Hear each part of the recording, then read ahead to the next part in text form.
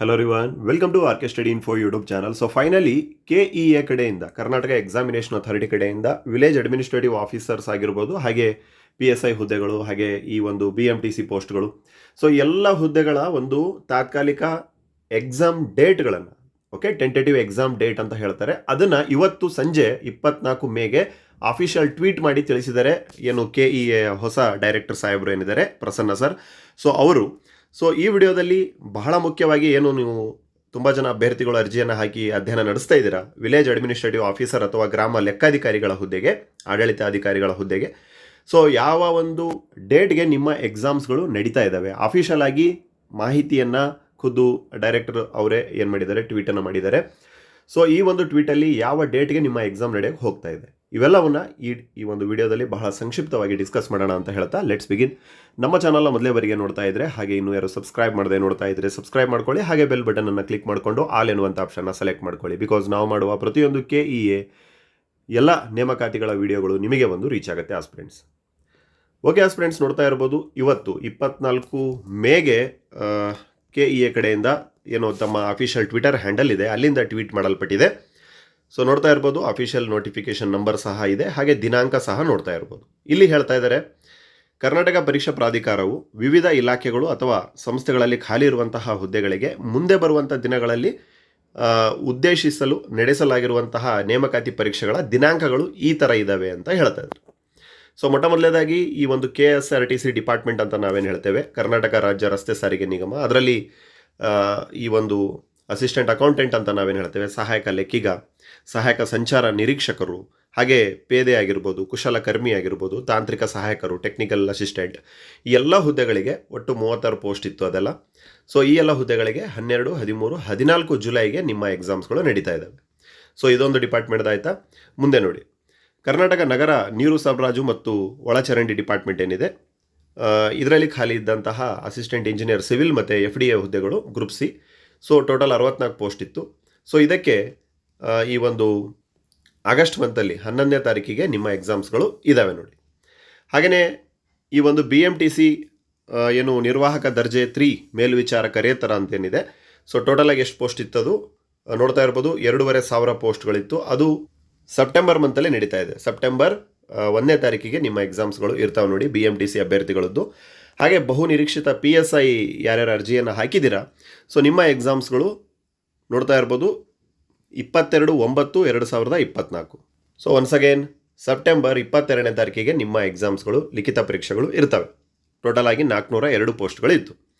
ಹಾಗೆ VAO village administrative officer ಅಥವಾ ಗ್ರಾಮ ಆಡಳಿತ ಅಧಿಕಾರಿಗಳ ಹುದ್ದೆಗೆ ಏನು ಕಂದಾಯ ಇಲಾಖೆಯಿಂದ ನೋಟಿಫಿಕೇಶನ್ ಆಗಿತ್ತು, ನೀವೆಲ್ಲ ಅರ್ಜಿಯನ್ನು ಹಾಕಿದ್ದೀರಾ ಆಲ್ರೆಡಿ, 1000 ಪೋಸ್ಟ್ಗಳಿದ್ದಾವೆ. ಸೊ ಈ ಒಂದು ಬಹು ನಿರೀಕ್ಷಿತ ಪರೀಕ್ಷೆಯ ದಿನಾಂಕಗಳು ಸರಿಯಾಗಿ ಕೇಳಿಸ್ಕೊಳ್ಳಿ, 27 ಅಕ್ಟೋಬರ್ 2024, 27 ಅಕ್ಟೋಬರ್ 2024ಕ್ಕೆ ನಿಮ್ಮ VAO ಅಥವಾ ವಿಲೇಜ್ ಅಡ್ಮಿನಿಸ್ಟ್ರೇಟಿವ್ ಆಫೀಸರ್ಸ್ ಹುದ್ದೆಗಳ ನೇಮಕಾತಿ ಪರೀಕ್ಷೆಗಳು ನಡೀತಾ ಇದೆ. ಸರಿನಾ? ಸೊ ಯಾಕೆ ಸರ್ ಇಷ್ಟೊಂದು ಗ್ಯಾಪ್ ಯಾಕೆ ಕೊಟ್ಟರು ಅಂತ ಹೇಳಿ ನೋಡೋದಾದರೆ, ಸೊ ಈ ಹಿಂದಿನ ಮಾಹಿತಿಯ ಪ್ರಕಾರ, ಖುದ್ದು KEA ಕಡೆಯಿಂದನೇ ಬಂದಂಥ ಮಾಹಿತಿಯ ಪ್ರಕಾರ ಟೋಟಲ್ ಆಗಿ 9 ಲಕ್ಷ ಅರ್ಜಿಗಳು ಅದಕ್ಕೆ ಸಬ್ಮಿಷನ್ ಆಗಿದ್ವು. ಸೊ ಅದರಲ್ಲಿ ಆಲ್ಮೋಸ್ಟ್ ಅರ್ಧದಷ್ಟು ಏನಾಗಿತ್ತು, ಫೀಸನ್ನು ಸಹ ಪೇಮೆಂಟನ್ನು ಮಾಡಿದರು. ಅದಾದಮೇಲೆ ಅಪ್ ಟು ಈ ಮಂತ್ ತಾರೀಕಿನ ಒಳಗಡೆನೆ ಆಯಿತಾ, ಈ ಮಂತ್ ಮೊದಲ ವಾರದವರೆಗೇ ಏನು ಮಾಡಲಾಗಿತ್ತು, ಈ ಒಂದು ಅರ್ಜಿ ಹಾಕೋದಕ್ಕೆ ಟೈಮನ್ನು ಕೊಡಲಾಗಿತ್ತು. ಸೊ ಅಲ್ಲಿಂದ ನಾವು ಮತ್ತೆ ಲೆಕ್ಕವನ್ನು ತೆಗೆದುಕೊಳ್ಳೋದಾದರೆ ಇನ್ನೂ ಲಕ್ಷಾಂತರ ಅಭ್ಯರ್ಥಿಗಳು ಏನು ಮಾಡಿರ್ತಾರೆ, ಅರ್ಜಿಯನ್ನು ಹಾಕಿರ್ತಾರೆ. ಸರಿನಾ? ಸೊ ಲಾಸ್ಟ್ ಟೈಮ್ 9 ಲಕ್ಷ ಅರ್ಜಿ ಬಂದಿದ್ದಾವೆ, ಅದರಲ್ಲಿ 4.5 ಲಕ್ಷ ಪೇಮೆಂಟ್ ಆಗಿದೆ. ಅಂದರೆ ಈ ಒಂದು ಫೀಸನ್ನು ಪೇಮೆಂಟ್ ಎಲ್ಲ ಮಾಡಿ ಸಂಪೂರ್ಣವಾಗಿ ಪ್ರಿಂಟೌಟನ್ನು ತೆಗೆದುಕೊಂಡಿರ್ತಾರಲ್ವ, ಅಷ್ಟು 4.5 ಲಕ್ಷ ಇದೆ ಅಂತ ಹೇಳಿದರು. ಈ ಒಂದು ಪರೀಕ್ಷೆಗೆ ಅಂದರೆ VAO ಪರೀಕ್ಷೆಗೆ ಅರ್ಜಿ ಹಾಕುವಂಥ ದಿನಾಂಕವನ್ನು ಮತ್ತೆ ಎಕ್ಸ್ಟೆನ್ಷನ್ ಮಾಡಲಾಗಿತ್ತು, 2-3 ಸಲ ಎಕ್ಸ್ಟೆನ್ಷನ್ ಮಾಡಿದರು. ಆ ಗ್ಯಾಪಲ್ಲಿ ಇನ್ನೂ ಏನಿಲ್ಲ ಅಂತಂದ್ರೂ ಸಿಕ್ಕಾಪಟ್ಟೆ ಲಕ್ಷಾಂತರ ಅಭ್ಯರ್ಥಿಗಳು ಏನು ಮಾಡಿರ್ತಾರೆ, ಅರ್ಜಿಯನ್ನು ಹಾಕಿರ್ತಾರೆ. ಸಹಜವಾಗಿ 1000 ಪೋಸ್ಟ್ಗಳಿತ್ತು, ಪ್ರತಿ ಡಿಸ್ಟಿಕ್ ವೈಸ್ ಪೋಸ್ಟ್ಗಳನ್ನು ಬ್ರೇಕಪ್ ಮಾಡಿಬಿಟ್ಟಿದ್ರು. ಸೊ ಅದನ್ನೆಲ್ಲ ನೋಡಿಕೊಂಡು ತುಂಬ ಅಭ್ಯರ್ಥಿಗಳು ಏನು ಮಾಡಿರ್ತಾರೆ, ಅರ್ಜಿಯನ್ನು ಹಾಕಿರ್ತಾರೆ.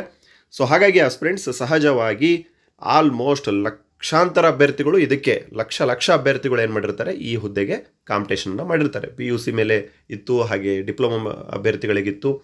ಸರಿನಾ?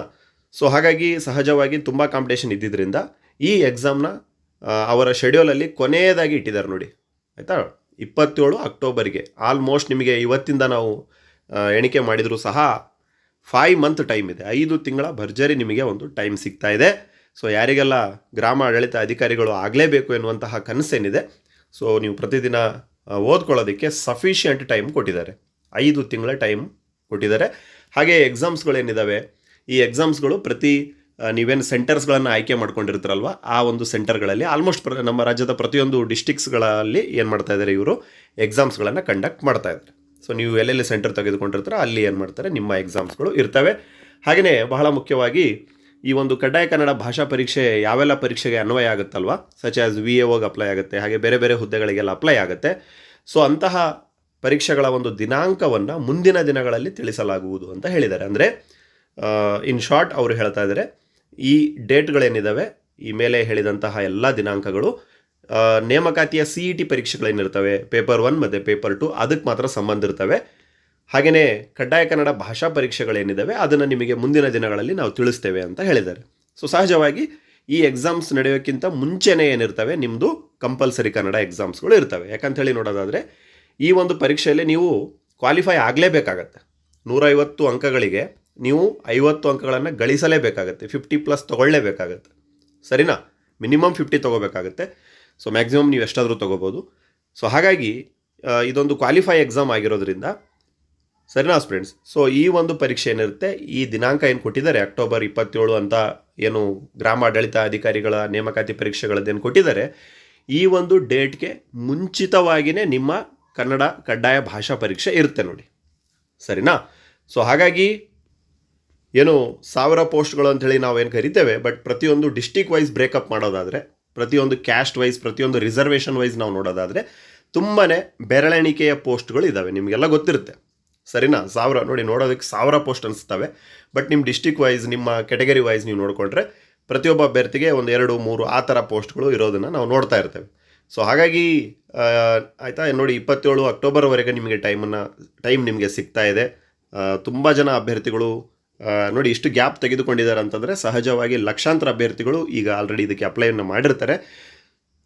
ಸೊ ಓದ್ಕೊಳ್ಳೋದಕ್ಕೆ ಸಫಿಷಿಯೆಂಟ್ ಟೈಮ್ ಸಿಕ್ಕಿದೆ. ಸೊ ಹಾಗಾಗಿ ಏನು ಪೇಪರ್ 1 GK ಪೇಪರ್ ಇದೆ, ಹಾಗೆ ಪೇಪರ್ 2 ಕಮ್ಯುನಿಕೇಷನ್ ಪೇಪರ್ ಏನಿದೆ, ಇಂಗ್ಲೀಷ್ ಆಗಿರ್ಬೋದು, ಕಂಪ್ಯೂಟರ್ ಆಗಿರ್ಬೋದು, ಕನ್ನಡ ಆಗಿರ್ಬೋದು, ಚೆನ್ನಾಗಿ ಓದ್ಕೊಳ್ಳಿ. ಹಾಗೆಯೇ ಈ ಒಂದು ನಿರ್ದಿಷ್ಟ ಪರೀಕ್ಷೆ ಏನಿದೆ, ಅಂದರೆ ಕಮ್ಯುನಿಕೇಷನ್ ಪೇಪರ್ ಏನಿದೆ, ಇದರ ಮೇಲೆ ನಮ್ಮ ಚಾನಲ್ ಕಡೆಯಿಂದಲೂ ನಿಮಗೆ ವಿಡಿಯೋಸ್ಗಳು ಬರ್ತಾ ಇರ್ತವೆ, ಪ್ರೀವಿಯಸ್ ಇಯರ್ ಕ್ವಶನ್ ಪೇಪರ್ಸ್ಗಳ ಮೇಲೆ. ಹಾಗೆಯೇ ಕಡ್ಡಾಯ ಕನ್ನಡ ಭಾಷಾ ಪರೀಕ್ಷೆಯ ಮೇಲೆ ನಾವು ಆಲ್ರೆಡಿ ವಿಡಿಯೋಗಳನ್ನು ಮಾಡಿದ್ದೇವೆ.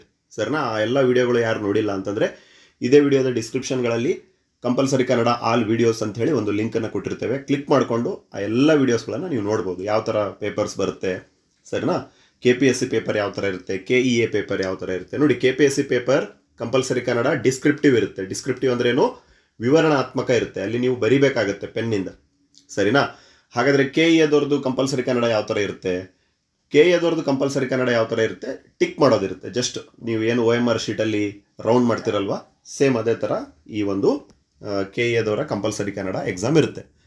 ಸೊ ಯಾವೆಲ್ಲ ಪ್ರಶ್ನೆಗಳನ್ನು ಕೇಳ್ಬೋದು, ಎಂತಹ ಪ್ರಶ್ನೆಗಳನ್ನು ಕೇಳ್ಬೋದು, ಆಲ್ರೆಡಿ ನಾವು ವಿಡಿಯೋವನ್ನು ಮಾಡಿ ಅಪ್ಲೋಡ್ ಮಾಡಿದ್ದೇವೆ. ತುಂಬ ಅಭ್ಯರ್ಥಿಗಳು ಅದನ್ನು ನೋಡಿ ಅದರ ಉಪಯೋಗವನ್ನು ಪಡ್ಕೊಂಡಿದ್ದಾರೆ. ಸೊ ಆ ಎಲ್ಲ ವೀಡಿಯೋಸ್ಗಳ ಲಿಂಕ್ ಇದೇ ವಿಡಿಯೋದ ಡಿಸ್ಕ್ರಿಪ್ಷನ್ಗಳಲ್ಲಿ ನಿಮಗೆ ಸಿಗ್ತವೆ. ಮುಂದೆ ಬರುವಂಥ ದಿನಗಳಲ್ಲಿ ಏನು VAO ಆಗಿರ್ಬೋದು, ಹಾಗೆ ಗ್ರೂಪ್ C ಪರೀಕ್ಷೆಗಳ ಏನು ಕಂಪ್ಯೂಟರ್ ಪೇಪರ್ ಇರ್ಬೋದು, ಹಾಗೆ ಇಂಗ್ಲೀಷ್ ಪೇಪರ್ಸ್ ಇರ್ಬೋದು, ಕನ್ನಡ ಪೇಪರ್ ಇರ್ಬೋದು. ಸೊ ಅವುಗಳ ಮೇಲೆ ಯಾವ ಥರ ಈ ಹಿಂದಿನ ಎಕ್ಸಾಮ್ಸ್ಗಳಲ್ಲಿ ಪ್ರಶ್ನೆಗಳನ್ನು ಕೇಳಿದ್ದಾರೆ ಅನ್ನೋದನ್ನು ಅನಾಲಿಟಿಕಲ್ ವೀಡಿಯೋಸ್ಗಳ ಮೂಲಕ ನಿಮಗೋಸ್ಕರ ತರ್ತಾ ಇರ್ತೇವೆ. ಹಾಗಾಗಿ ಇನ್ನೂ ಯಾರು ಚಾನಲ್ನ ಸಬ್ಸ್ಕ್ರೈಬ್ ಮಾಡಿಲ್ಲ, ಸಬ್ಸ್ಕ್ರೈಬ್ ಮಾಡ್ಕೊಳ್ಳಿ. ಹಾಗೆ ಈ ಡೀಟೇಲ್ ಆಗಿರುವಂತಹ PDF ಕಾಪಿ ಬೇಕು ಅನ್ನೋದಾದರೆ ನಮ್ಮ ಟೆಲಿಗ್ರಾಮಲ್ಲಿ ಇದನ್ನು ಶೇರ್ ಮಾಡಿರ್ತೇವೆ. ಟೆಲಿಗ್ರಾಮ್ ಲಿಂಕ್ ಇದೇ ವಿಡಿಯೋದ ಡಿಸ್ಕ್ರಿಪ್ಷನ್ ಮತ್ತು ಕಮೆಂಟ್ ಸೆಕ್ಷನಲ್ಲಿ ಪಿನ್ ಮಾಡಿರ್ತೇವೆ. ಕ್ಲಿಕ್ ಮಾಡಿಕೊಂಡು ಟೆಲಿಗ್ರಾಮ್ಗೆ ಜಾಯ್ನ್ ಆಗಿ ಅಲ್ಲಿಂದ ನೀವು ಈ PDFಗಳನ್ನು ಪಡಿಬೋದು. ಹಾಗೆಯೇ ನೋಡಿ, ಇದು ತಾತ್ಕಾಲಿಕ ಡೇಟ್ಗಳು ಅಂತ ಹೇಳ್ತಾ ಇದ್ದಾರೆ. ಸರಿನಾ? ತಾತ್ಕಾಲಿಕ ಡೇಟ್ ಅಂತಂದರೆ ಏನು ಸರ್, ಟೆಂಟೇಟಿವ್ ಅಂತೇಳಿ ಹೇಳ್ತಾ ಇದ್ದಾರೆ. ಸೊ ಆಲ್ಮೋಸ್ಟ್ ಇದೇ ಫೈನಲ್ ಆಗುವಂಥ ಸಾಧ್ಯತೆಗಳಿದೆ. ನೋಡಿ, ತಾತ್ಕಾಲಿಕ ವೇಳಾಪಟ್ಟಿ ಅಂತ ಹೇಳ್ತಾ ಇದ್ದಾರೆ. ಸರಿನಾ? ಸೊ ಹಾಗಾದರೆ ಇದನ್ನ ಯಾಕೆ ಸರ್ ಫೈನಲ್ ಮಾಡಲಿಲ್ಲ ಅಂತಂದರೆ, ಆಯಿತಾ, ನೋಡಿ, no one can predict the time. ಫ್ಯೂಚರ್ನ ಯಾರೂ ಪ್ರೆಡಿಕ್ಷನ್ ಮಾಡೋದಕ್ಕೆ ಆಗಲ್ಲ. ಅವತ್ತೇ ಕಂಡಕ್ಟ್ ಮಾಡ್ಬೋದು ಅಂತೇಳಿ, ಅವತ್ತೇನಾದರೂ ಆಗಿ ಮುಂದಕ್ಕೂ ಆದರೂ ಹೋಗ್ಬೋದು. ಸರ್ನಾ? ಆ ಡೇಟ್ಗಿಂತ ಮುಂಚೆನೂ ಹೋಗ್ಬೋದು.